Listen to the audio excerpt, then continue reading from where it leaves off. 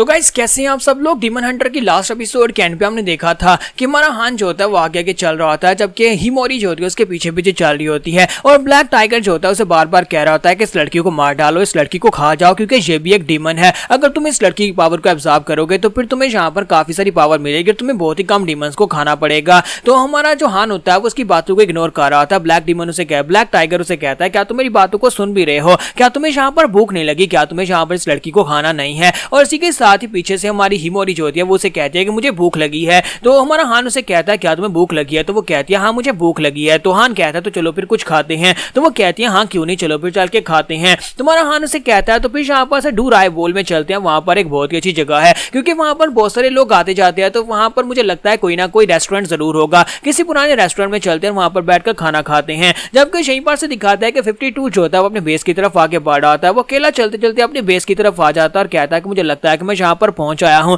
और मैं काफी ज्यादा थक भी चुका हूं, तो वापस आने के बाद जाकर लेटूंगा, जाकर आराम करूंगा और साथ ही अपनी रिटायरमेंट के बारे में भी सोचना पड़ेगा। अभी साथ ही कहता है लेकिन यहाँ पर मैं अकेले ही वापस आया हूं, मेरे बाकी के सभी साथी मर चुके हैं। तो यहाँ पर जो मेरे साथी जिनको मैंने पहले बेच दिया था वो सभी लोग इस बात से काफी निराश होने वाले हैं। लेकिन जैसे वो अंदर इंटर होता है तो वहां पर कुछ भी नहीं होता, यानी कि पूरी तरह सुनसान पड़ा होता है। तो वो आसपास देखता है और कहता है कि दोस्तों तुम कहां पर हो। फिर साथ ही साइड के ऊपर से उसे खिड़की के अंदर एक बंदा दिखाई देता है। तो वो कहता है कि अच्छा तो तुम यहाँ पर हो, प्लीज माफ करना लेकिन मैं यहाँ पर अकेला ही आया हूँ, मैं यहाँ पर काफी ज्यादा लेट हो गया, लेकिन हमारा जो ओरिजिनल पर्पस था वो तो पूरा हो चुका है। और इसी के साथ ही वो जो बंदा खिड़की में खड़ा होता है वहीं पर गिरता है क्योंकि उसकी बॉडी के अंदर तो पहले यहाँ पर तीन तलवार लगी होती है, जिसकी वजह से उसका खून बह रहा था और वो वहीं पर मर जाता है। और वो साइड के ऊपर देखता है तो वहां पर से ऑफिशियल्स निकल आते हैं। इंपीरियल गार्ड्स जो होते हैं उसके पूरे घर के अंदर से निकलना शुरू हो जाते हैं और उसे चारों तरफ से घेर लेते हैं। तो 52 कहता है कि यहाँ पर तो बहुत सारे लोग हैं और इन सभी लोगों ने अपनी पावर और अपनी प्रेजेंस को भी यहाँ पर हाइड किया हुआ था। इसका मतलब यह है कि ये सभी लोग प्रोफेशनल वॉरियर्स हैं, ये तो इंपीरियल आर्मी से हो सकते हैं।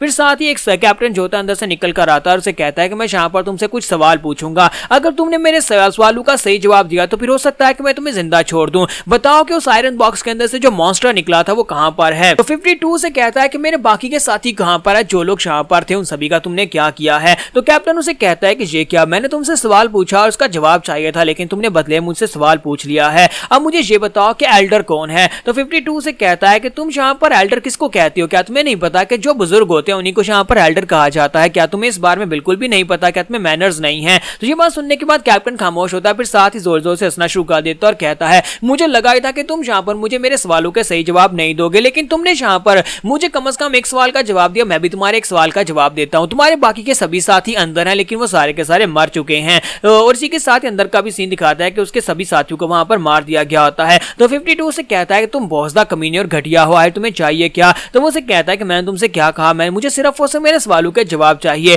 अब बताओ कि उस आयरन के बॉक्स के अंदर से जो मॉन्स्टर निकला था वो कहां पर है। अगर तुम मुझे अभी भी यहाँ पर सवाल का जवाब दोगे तो मैं तुम्हें जिंदा छोड़ दूंगा। तो 52 अपने आसपास देखता है और कहता है कि ये कमीना यहाँ पर झूठ बोल रहा है, अगर मैं ऐसे सवाल का जवाब सही दे दूंगा तब भी यहाँ पर मुझे जिंदा नहीं छोड़ेगा बल्कि मुझे मार डालेगा। 52 कहता है कि हालांकि मैं यहाँ पर मुझे पता है मरने वाला हूँ, लेकिन इसके बावजूद मैं यहाँ पर इस दिन के लिए तो जिंदा नहीं था। मैं अगर मरूंगा तो इनको अपने साथ लेकर मरूंगा, मैं पूरी शान के साथ मरने वाला हूँ, कम से कम मैं यहाँ पर इनमें से कुछ को तो लेकर मरने ही वाला हूँ। और इसी के साथ ही वो उनसे कहता है कि अच्छा ठीक है, अगर मैं यहाँ पर तुम्हें सच्ची बताऊं तो मैं जिंदा रहना चाहता हूँ, और अगर तुम्हें सच बताऊं तो क्या तुम मुझे जाने दोगे। तो कैप्टन कहता है हाँ क्यों नहीं, मैं तुम्हें यहाँ पर से जाने दूंगा।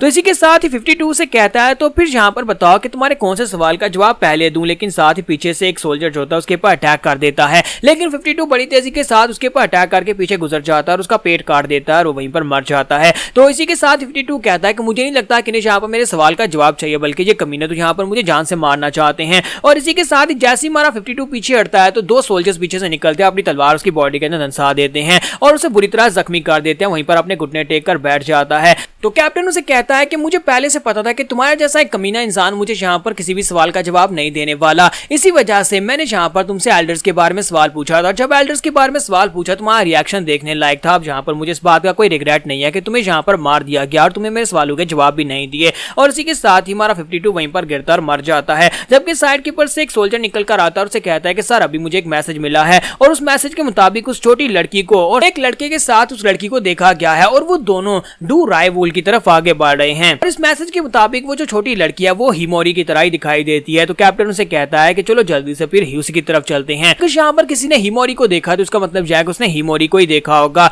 और इसी के साथ ही वो लोग वहां पर से आगे की तरफ चलना स्टार्ट करते हैं, जबकि हमारा 52 जो होता है वहां पर अभी तक मरा नहीं होता। कार वहाँ पर लेटे लेटे सोच रहा होता है कि मुझे लगता है कि मैंने यहाँ पर फिर से एक बहुत बड़ी गलती कर दी है, क्योंकि पहले भी यहाँ पर मैंने गलत फैसले किए थे जिसकी वजह से मेरे सारे लोग मारे गए। मेरे दोस्तों मुझे माफ कर देना। और इसी के साथ ही वो कहता है कि वॉरियर हान प्लीज मुझे माफ कर देना, मुझे लगता है कि अब वो लोग तुम्हारे पीछे आने वाले हैं, इसलिए प्लीज खुद भी सेफ रहना और इस बच्ची को भी सेफ रखना। हमारा हान हिमोरी के साथ वहाँ पर उस गाँव के करीब पहुंच जाता है। तो वहाँ पर उसी गाँव के करीब वहाँ पर एक रेस्टोरेंट होता है, जिस रेस्टोरेंट में जाकर वो लोग खाना खाने वाले हैं। लेकिन जैसे वो लोग वहाँ पर से नीचे की तरफ उतरते हैं तो हमारा हान उसे कहता है कि ये क्या तुम आगे क्यों नहीं बढ़ रही, क्योंकि हिमोरी जो होती है वहीं पर रुक जाती है, वो सामने किसी चीज से डर रही होती है। वहाँ पर सामने दो बड़े बड़े स्टंप होते हैं जिनके ऊपर उन लोगों ने शक्लें बनाई होती है डीमंस की। तो इसी के साथ ही क्योंकि वो लोग यहाँ पर इस तरह की शक्लें बनाते हैं ताकि डीमंस उनके गांव में ना घुसे, तो हमारी हिमोरी जो होती है उनको डर कर साइड के ऊपर हट जाती है। तो हमारा वहान उसे कहता है कि तुम यहाँ पर इससे डर रही हो, ये तो सिर्फ और सिर्फ स्टैचूज हैं। और इसी के साथ ही वो साइड के ऊपर चलना शुरू कर देती है। तुम्हारा हान कहता है कि अच्छा ठीक है चलो इसी साइड के ऊपर चलते हैं। पहले वो गाँव की तरफ जा रहे थे ताकि वहाँ किसी रेस्टोरेंट में बैठकर खाना खा सके, लेकिन अब उन्हें यहाँ पर से साइड के ऊपर जाना पड़ता है। तुम्हारा हान भी उसके पीछे चल पड़ता है।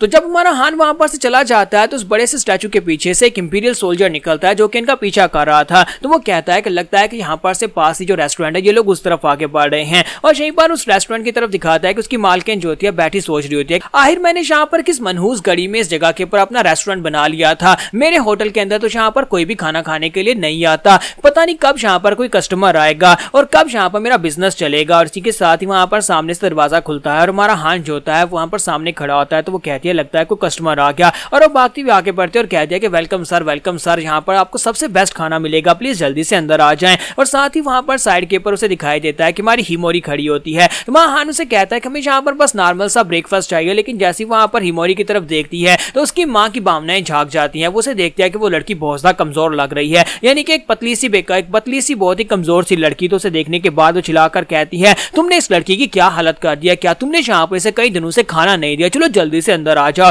और वो उन दोनों को अंदर लेकर आती है और साथ ही वहां पर बड़ी तेजी के साथ जाकर खाना बनाती है और ढेर सारा खाना बनाकर उनके सामने बाउल लाकर रख देती है और कहती है चलो जल्दी से खाना स्टार्ट करो, इस छोटी बच्ची को यहाँ पर अच्छे से खाने की जरूरत है, अगर तुम इसे अच्छे से खाना नहीं दोगे तो ये कमजोर हो जाएगी। मुझे नहीं लगता कि तुम्हें यहाँ पर अपनी बेटी को कोई फिक्र भी है, तुम्हारे जैसे यंगस्टर्स को गलती कर लेते हैं और उनके बच्चे हो जाते हैं और उसके बाद वो अपने बच्चों का ध्यान भी नहीं रख पाते। कि हमारा हान जो होता है वहां पर हैरान परेशान हो रहा था कि यहाँ पर ये आंटी समझ क्या रही है, ये इस लड़की को मेरी बेटी कह रही है। अब क्या आंटी वहां पर से साइड के ऊपर जाते हैं, अभी भी यहाँ पर बातें कर रही होती है और कहती है कि अगर तुम यहाँ पर इस बच्ची के खाने पीने का ध्यान नहीं रख सकते, कम से कम उसके कपड़ों का ही ध्यान रख लो, इतनी खूबसूरत बच्ची, इतनी प्यारी बच्ची, और इसके कपड़े देखो कितने गंदे और फटे हुए हैं। तो हान अपनी इंसल्ट फील करते हुए सोच रहा था कि मुझे लगता है कि ये बात वाकई में सच है कि इस लड़की को नए कपड़ों की जरूरत है, मुझे लगता है कि इसे नए कपड़े लेकर देने चाहिए। और इसी के साथ ही हिमोरी जो होती है वहां पर अपना पूरा बाउल चट कर जाती है और वहां पर डकार मारती है। तो हान कहता है कि ये क्या तुमने तो खा भी लिया, और साथ ही वो अपने बाउल की तरफ देखता है, फिर हिमोरी की तरफ देखता है कि उसके बाउल की तरफ देख रही है, तो अपने बाउल को उसके सामने कर देता है। तो हिमोरी जल्दी से उसके पास उसका बाउल भी छीन लेती है और इसी के साथ ही हमारा हान आंटी से कहता है आंटी क्या मुझे यहाँ पर एक और बाउल मिलेगा। तो जब वो आंटी से कह रहा होता है इसी के साथ ही हिमोरी ने दूसरा बाउल भी चट कर दिया होता है और वो साथ ही हान की तरफ देख रही होती है। तो हमारा हान कहता है कि आंटी प्लीज 2 बाउल ले आना, और फिर साथ ही हमारा हान वहीं पर अपने बाउल के आने का वेट कर रहा होता है और साथ ही दीवार की तरफ देखकर सोच रहा होता है कि ये बंदा काफी देर से हमारा पीछा कर रहा है और अभी भी यहाँ पर दीवार के पीछे छुपकर हमें ही देख रहा है, आखिर इसका मसला क्या है, ये हमारे पीछे क्यों है। यानी कि उसे पता होता है कि वहां पर दीवार के पीछे इंपीरियल सोल्जर छुपा हुआ है। यहाँ पर हम लोग अपनी एपिसोड 06 का एंड करेंगे और नेक्स्ट एपिसोड में देखेंगे कि अब आगे यहाँ पर क्या होने वाला है, क्या वो कैप्टन अपनी इंपीरियल आर्मी को लेकर यहाँ पर पहुंच आएगा हिमोरी को लेने के लिए।